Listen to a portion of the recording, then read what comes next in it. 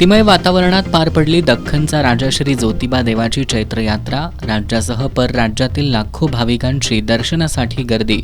चांगभलच्या गजरात ज्योतिबा डोंगर गुलालात निघाला न्हावून। सायंकाळी पाऊसधारा झेलत भाविक झाले दंग। केंद्र सरकारच्या श्रमसंहितांविरोधात C2ची जिल्ह्यात ठिकठिकाणी आंदोलनं। कामगारांनी केली केंद्र सरकारविरोधात जोरदार घोषणाबाजी। कोल्हापूरला वादळी वाऱ्यासह अवकाळी पावसानं पुन्हा झोडपलं। काही ठिकाणी गारांचा पाऊस। पावसानं बळीराजा सुखावला। शक्तीपीठ महामार्गाचे रेखांकन जरी बदलले तरी महामार्ग होऊ देणार नाही।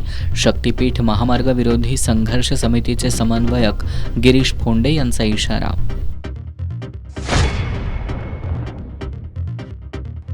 आणि शाहूवाडी पोलीस ठाण्याच्या हद्दीत गोवा बनावटीच्या मद्य तस्करीवर LCBची मोठी कारवाई।